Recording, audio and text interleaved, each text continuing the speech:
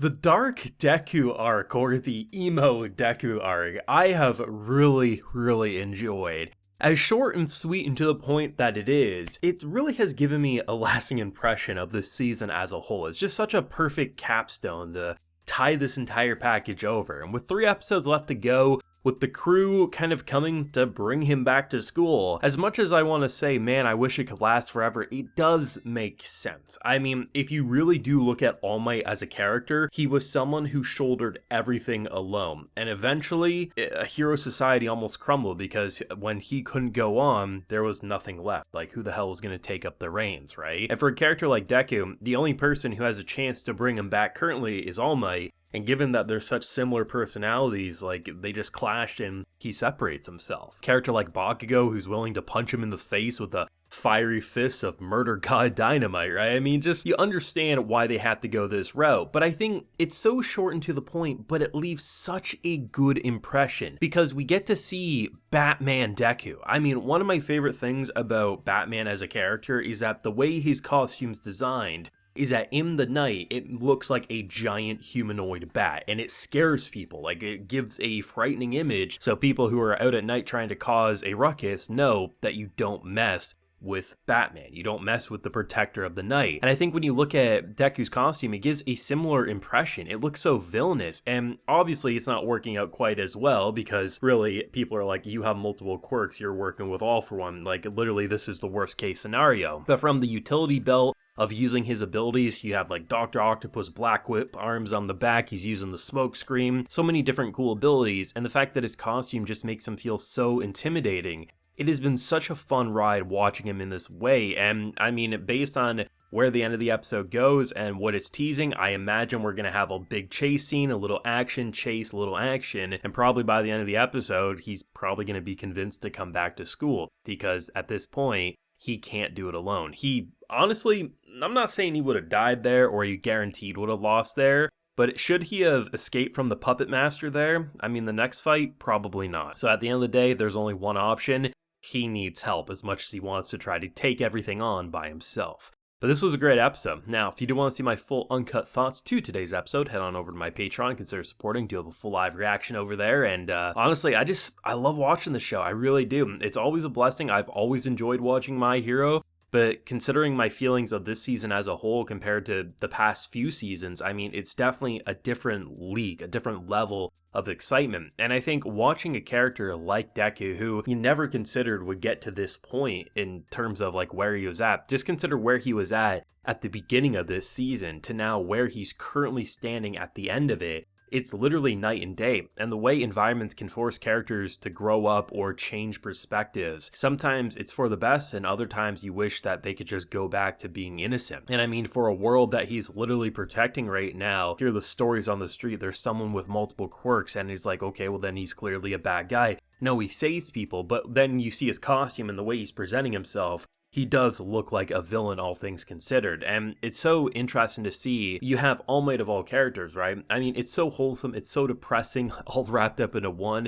He just has that little bento box, he's got the carrot, the rabbit wrapper, it's just so adorable. He just wants nothing to do with him. Not because he hates him, not because he's mad at him, but more so, he can't risk getting anyone hurt. He knows they're after him, and he's mad. He is absolutely fuming. And unfortunately, that would mean he would eventually get himself killed. And that's why I think the crew coming in to try to bring him back, it makes sense. As much as I want to see Dark DEKU last forever and have an entire season's worth of content, entering this, I was informed it was a shorter arc. But the fact of the matter remains, if you can make a lasting impression with a nice little mini arc that changes the formula, changes the direction a show's heading, then you only need a few episodes to leave a lasting impression. That's exactly what it did. And whether we wrap this all up next episode with the last couple episodes of the season being a little epilogue establishing where season 7's going to go sort of a thing, or there's still a couple episodes, it really doesn't matter to me. Because what I've seen with this Dark Hero stuff has been very fun. A vigilante style arc where it feels like Deku's going solo. Oh no, the pro heroes are here. And the fact that, no, at the end of the day, we need to rely on each other now more than ever because the world is one step away from absolute chaos. And I think the fact that we do have something where it's not afraid to shift perspectives. We see the remaining pro heroes and just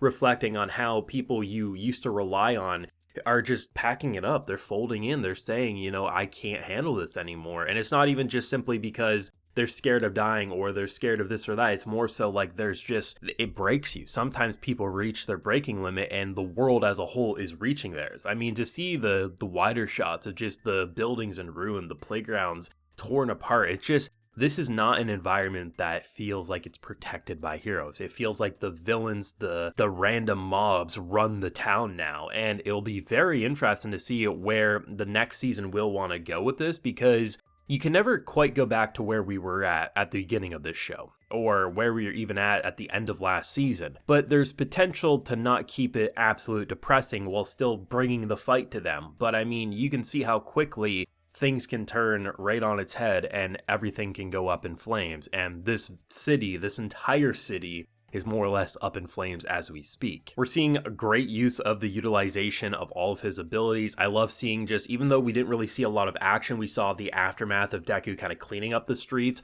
A lot of good variety, and every time you see him, he just looks like he's the villain. And I love villainous costumes on heroes. I just think it's cool. So it just feels like a giddy 8-year-old Brandon watching his favorite Saturday morning cartoons right now, watching DEKU clean up the streets, but worrying if he's going to kill himself in the process. So I did watch the preview for next week's episode because I wanted to see, like, because it just kind of felt like a chase scene to me. Like, that's what they're building up. DEKU's not the type of person to just start punching all of his friends and say, leave me alone. So I imagine it's going to be a big chase scene. And I really hope they use that 3D cam work that they've really refined over the past season, because with his whips, with all these characters who can float or fly, or at the very least, propel themselves closer to a flying DEKU, there's a lot of potential for dynamic action scenes. Not saying it's going to be the best action scenes that we'll see this season. I mean, the lady fight and everything like that, there's a lot of good ones that are going to be probably impossible to top. But they have a lot of potential, I think, because of the number of characters that are trying to bring him back.